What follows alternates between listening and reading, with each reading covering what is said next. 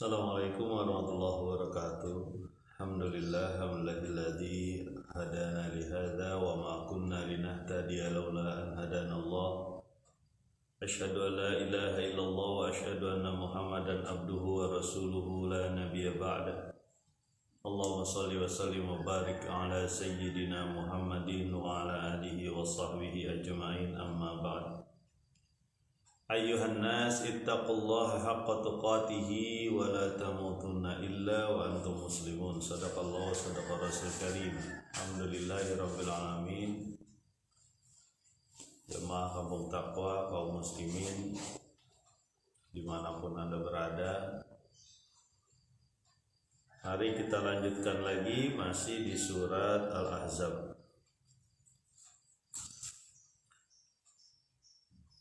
Kemarin kita sudah sampaikan perintah dari Allah Subhanahu wa taala untuk bertakwa kepadanya, tidak mengikuti atau mematuhi orang munafik dan orang kafir, mengambil wahyu sebagai ikutan, dan bertawakal kepada Allah. Cukuplah Allah sebagai pemelihara.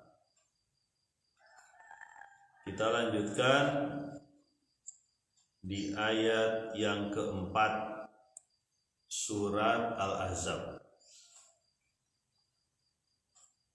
Ayat yang keempat. Bismillahirrahmanirrahim. Ma ja'alallahu lirajulin min qalbayni fi jawfihi wa ma ja'ala azwajakumul laa'i tudhahiruna minhunna ummahatikum wa ma ja'ala ad'iyaakum abnaakum dzalikum qaulukum bi afwahikum wallahu yaqulul haqqa wa huwa yahdis sabil. Dan tidaklah Allah menjadikan dua hati pada seseorang dalam rongganya, dan tidaklah dijadikan istri-istri kalian yang kalian telah menzihar padanya menjadi ibu-ibu kalian, dan tidaklah dijadikan anak-anak angkat kalian, kamu semua, menjadi anak kamu semua. Itu adalah perkataan dari kamu, ya, dengan mulut-mulut kamu, dan Allah berkata yang benar dan Dia menunjukkan kepada jalan yang benar.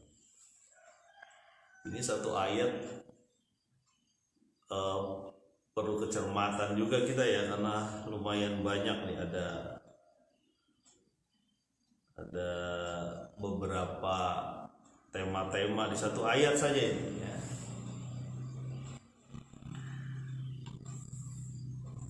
Kembali lagi bahwa ayat ini menegaskan kepada kita semua bahwa manusia itu tidak diciptakan punya dua hati ya, dalam rongganya ya. Ma ja'alallahu lirajulin min qalbayni fi jawfihi.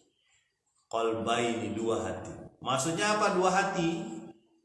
Dua hati itu tidak bisa manusia mengambil jalan itu dicampur aduk antara dua jalan, nggak bisa ya. Harus ada kecenderungan kepada jalan mana yang dia tuju ya. Allah menyebutkan ayat ini setelah ayat-ayat sebelumnya pernyataan bahwa mengikut wahyu ya. Kalau dia mau selamat, ikutlah wahyu. Tidak bisa hati jadi dua. Apa contoh hati jadi dua? sebentar saya ngikut wahyu, sebentar saya ngikut nafsu. Nggak bisa. Ya. Tidak bisa juga hati ini dua akidah, ya, dua keyakinan, nggak bisa.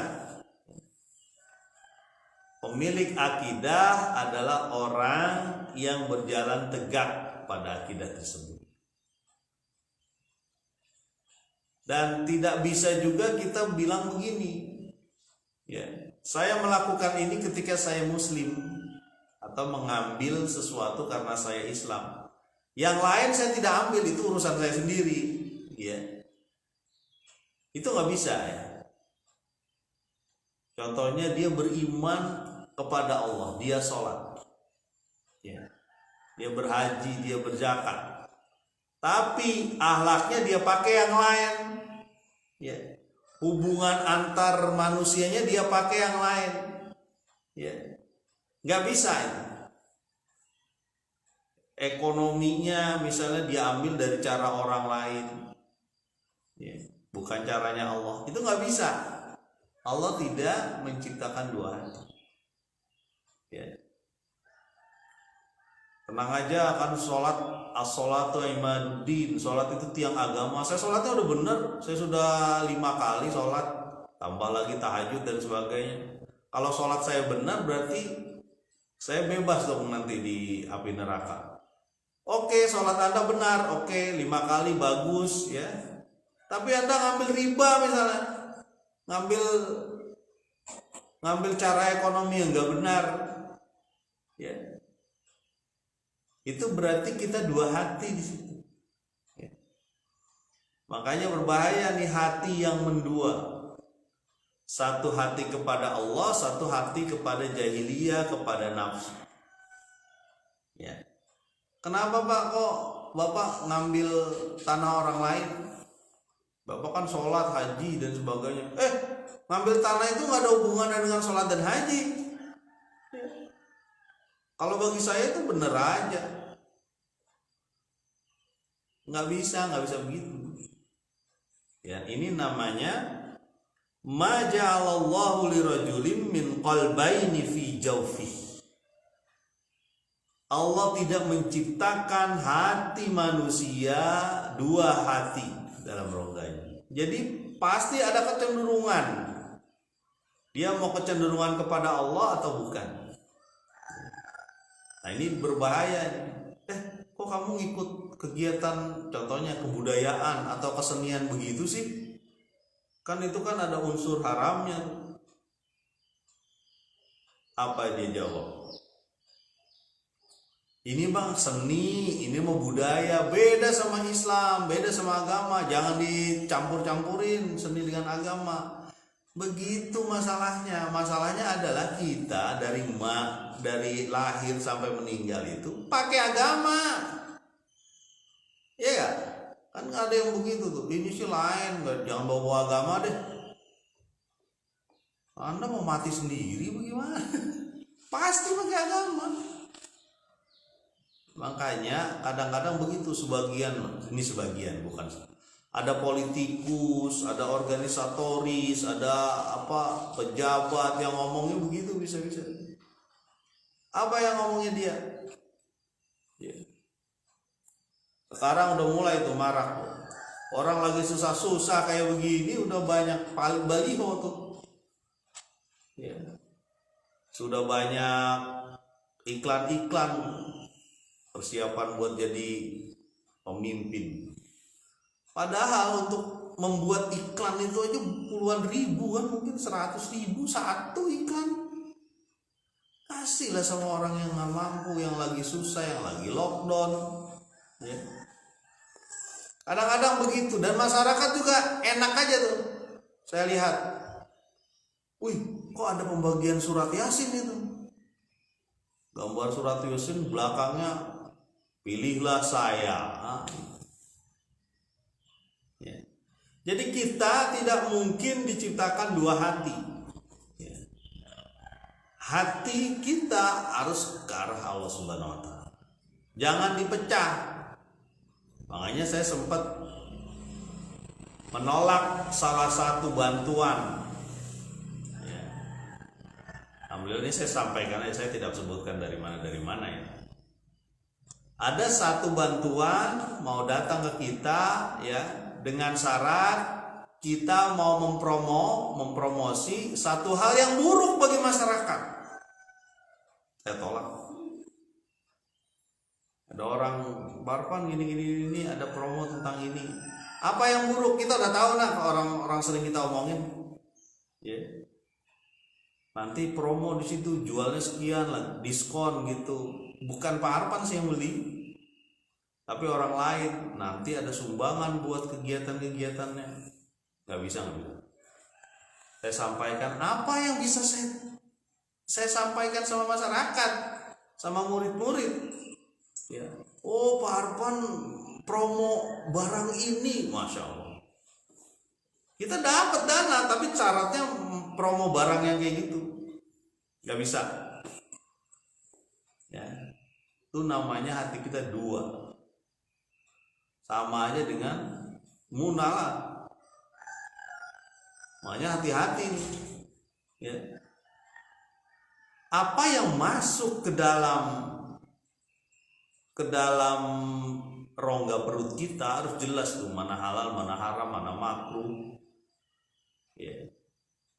Jangan sampai dicampur aduk. Nggak bisa. Ya. Kembali lagi, kalau kita sudah mengambil Islam sebagai akidah kita, pakai semua cara Islam, termasuk hiburan. Ya. Pakai cara Islam.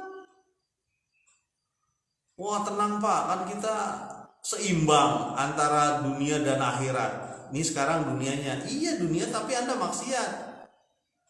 Anda dibenci sama Allah dengan itu. Mau Anda dibenci sama Allah? Tenang Pak, habis ini kita sholat. Ketika lagi hiburan selesai ada azan kita sholat Pak. Iya, tapi Anda mencampur adukan antara hak dengan batil. Wala talbisul haqqo bil batil. Jangan campur antara kebenaran dengan kebatilan. Kita mau pakai cara Islam atau pakai cara lain? Itu aja cuma. Kan saya ngikutin orang-orang tua kita dulu Pak di sini. Orang-orang tua kita begitu caranya. Anda harus berpikir, Anda diberi otak, Anda diberi akal. Ya. Jangan yang satu ngambil Islam, yang satu ngambil jahiliyah, ngambil nafsu. Itu kan nafsu semua isinya. Ya kan? Nafsu pengen dapat kembalian. Kembalian apa? Saya udah nyumbang Pak sekian-sekian. Masa nggak ada acara yang rame-rame? Gagu gitu aja. Nanti uang saya kembali gak Pak? Ente niat nyumbang itu menolong apa minjemin orang? Harus jelas. Kalau niat nyumbang menolong aja udah. Jadi jangan sampai terjadi hati yang terpecah ini. Ya. Dia pakai cara Islam atau tidak, buang. Ya ini perlu diperjelas nih, jangan sampai wah, coba lihat tuh pemimpin-pemimpin tuh kalau udah mau pemilihan pada pakai jilbab, sholat lah di masukin YouTube lah, masukin apa, bagi-bagi sembako lah, menarik, mengambil hati orang-orang muslim. Padahal selama ini kalau kita lihat, dan orang-orang muslim tuh enak-enak aja. Ya, saya pernah ngobrol tuh dengan seseorang, Pak, gimana caranya bisa dapat pemilih di sini? Bapak sih mestinya ngomong saya. Caranya begini Pak, saya dapat ini, saya kasih dulu DP-nya, nanti kalau benar dipilih dikasih lagi. Jangan coba-coba teman-teman.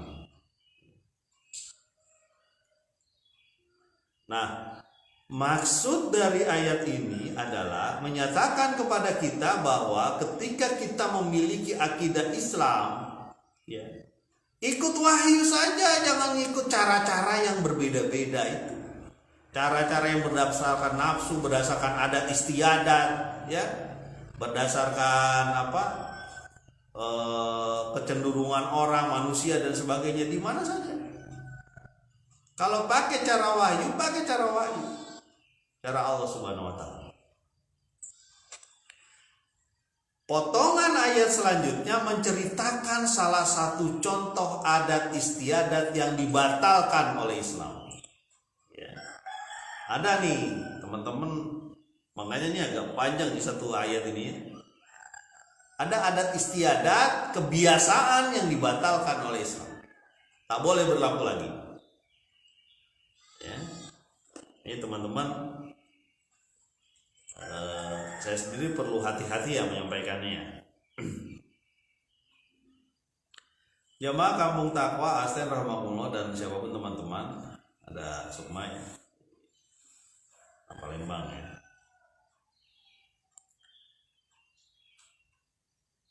Wa ma ja'ala azwajakumul laa'i tuzahiruna minhunna ummahatikum.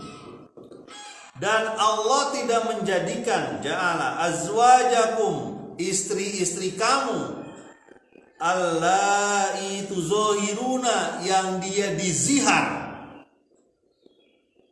ya, oleh kamu sebagai ibu-ibu kamu. Nah, ini ada hukum ya. Ada namanya zihar, tuzahiruna. Apa tuh hukum zihar? Nah, ini perilaku jahiliyah, perilaku buruk ya, di masa jahiliyah. Mungkin gak ada sekarang, bisa aja. Apa tuh zihar? Zihar itu adalah perkataan suami ketika ngomong begini ya, anti kazohri ummi, engkau seperti punggung ibuku. Artinya apa punggung ibu? Engkau seperti ibuku ya. Jadi engkau haram aku hubungi. Nah, ini gaya adat istiadat jahiliyah. Apa? Mentalak istri dengan cara menggantung. Wah, ini Pak Arfan ceritanya sampai talak-talakan. Benar.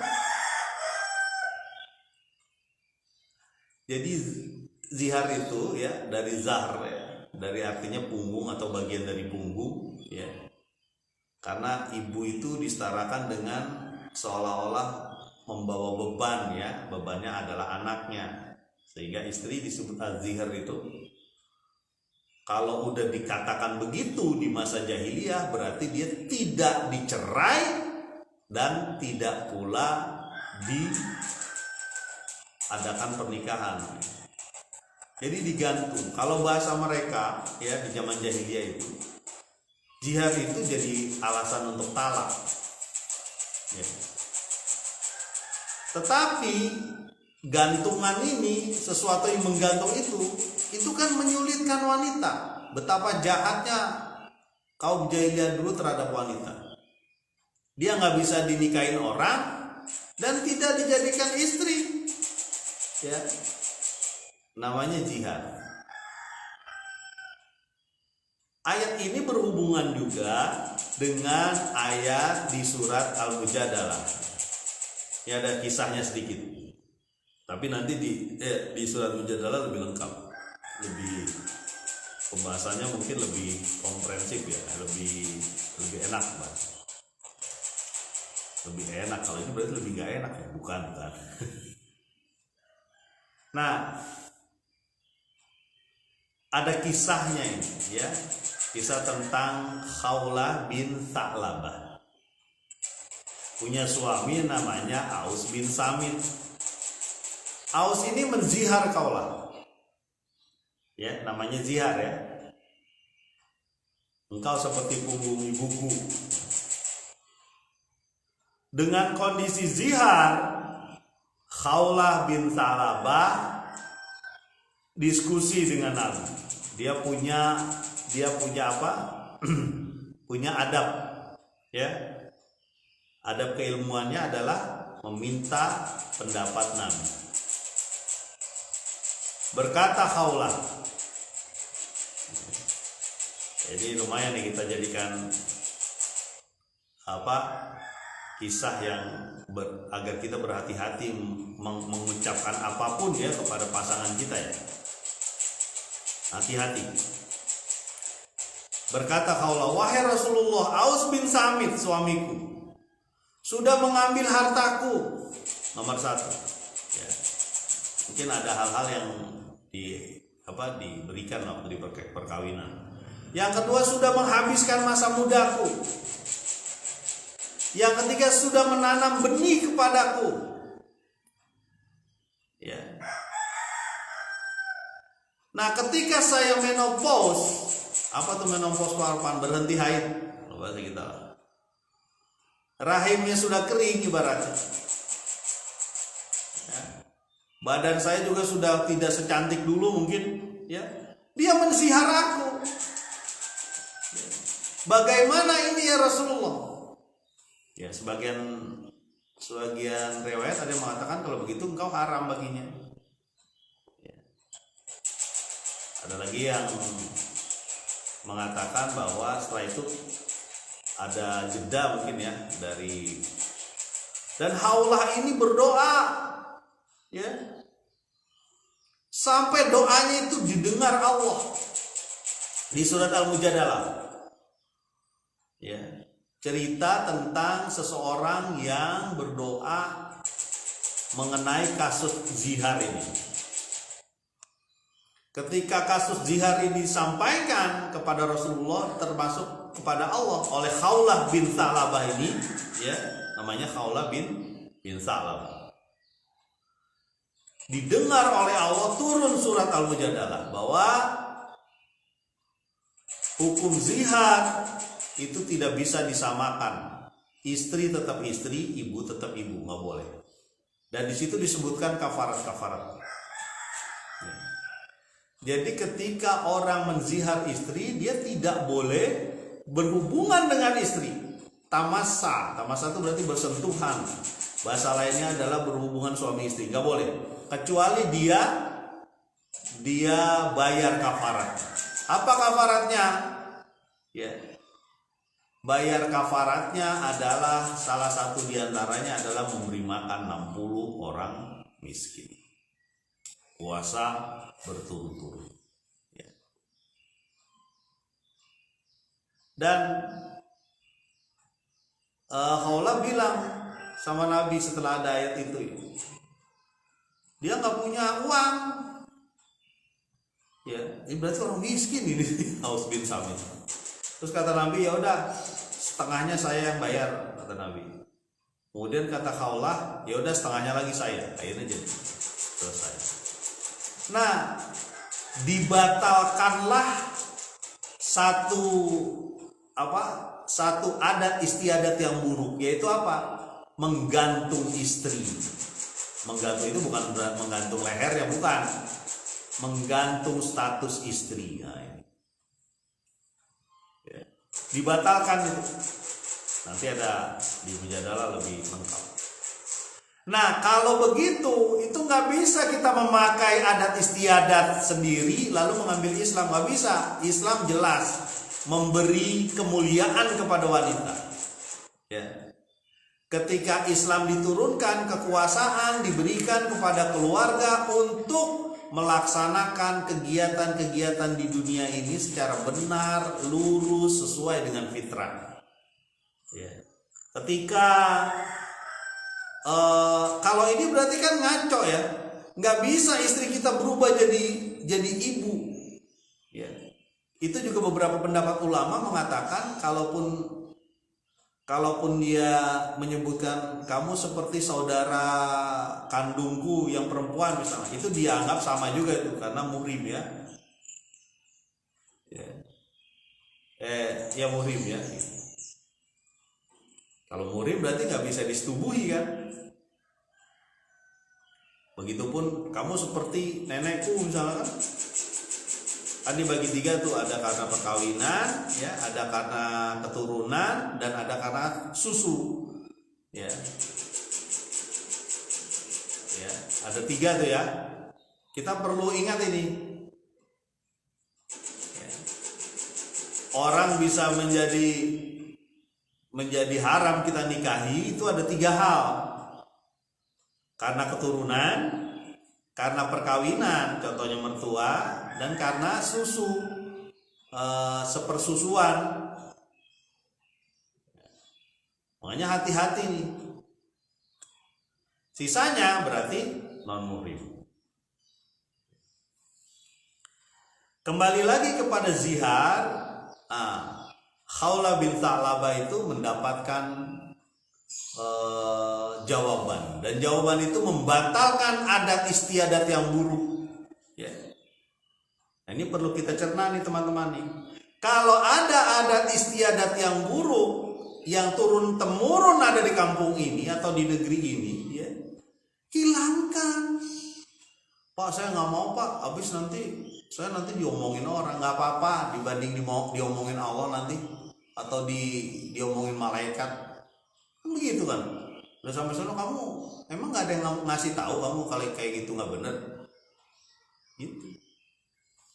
Ya, daripada diomongin malaikat atau diomongin Allah nanti nggak bener kamu nih, mending dihilangkan. Paling tidak dilaksanakan di rumahnya, ya, paling tidak begitu. Nah, coba kita bayangkan ya, pengaduan seorang wanita yang namanya Khawlah ini didengar Allah Subhanahu wa Ta'ala. Jadi entah wanita entah pria semua sama di mata Allah, cuma takwanya yang beda.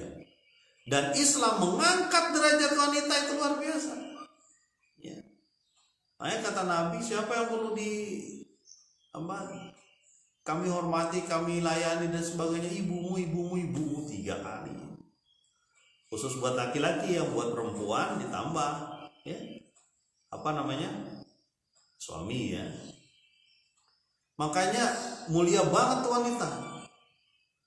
Dia seluruh hidupnya ditanggung. Coba bayangin, ketika dia belum menikah jadi anak ditanggung oleh bapaknya, ketika dia sudah suami ditanggung oleh suaminya. Makanya ada yang mengatakan ketika dia beribadah dan sebagainya, ridho dengan suaminya, ya, mendapat ridho dari suaminya, udah cukup, itu syarat dia masuk surga itu, ya, udah ya. Tapi ujiannya banyak, jangan salah itu. Kenapa? Ada yang Nabi kalau nggak salah menyatakan itu di neraka itu yang banyak wanita. Pak, berarti wanita banyak masuk neraka? Salah satunya berkemungkinan itu karena kurangnya bersyukur, ya, diberi sesuatu dari suami kurang wae, minta yang lain. Itulah yang membuat adanya korupsi, adanya begitu tuh. Salah satunya adalah permintaan dari pasangannya, ya. Di salah satu negeri tetangga kita kan, gara-gara pasangannya begitu, ya jatuh dia. Dan Khawlah ini pernah bicara dengan seseorang petinggi Muslim, yaitu Umar bin Khattab. Ada seorang tua datang ke Umar bin Khattab, ngobrol panjang lebar, ya, mengadulah, mengingatkan Umar mungkin. Orang-orang di sekelilingnya bingung, itu ada orang nenek-nenek sampai kayak gitu sama Umar, seolah-olah kayak ibunya Umar aja ngasih tahu ke Umar, ya. Umar diem aja. Kemudian setelah lewat, teman-temannya Umar mungkin petinggi-petinggi, ya, entah menteri-menteri entah apa lah waktu itu. Ya Umar, siapa orang itu? Kok sampai begitu-gitu sama engkau ya Umar? Kau kan khalifah. Kamu gak tahu ya? Itu doanya didengar sama Allah Subhanahu wa Ta'ala itu di surat Mujadalah itu Khawlah. Wah, tuh Umar. Ya, dengan orang yang didengar Allah ini begitu taat Allah. Ini belum selesai nih. Ya, mudah-mudahan nih saya potong dulu ayatnya ya, punten ya, karena lumayan panjang ya. Ayat selanjutnya pembatalan yang kedua. Saya kasih kuncinya juga yang akan datang, itu pembatalan adat istiadat yang kedua. Yang pertama adat istiadat tentang masalah jihar, masalah talak dengan cara menyebutkan istrinya sebagai punggung seperti punggung ibunya. Saya tunda dulu ya, mudah-mudahan bermanfaat, mudah-mudahan besok kita akan lanjutkan lagi. Subhanakallahumma wa bihamdika asyhadu an la ilaha illa anta astaghfiruka wa atubu ilaik. Assalamualaikum warahmatullahi wabarakatuh.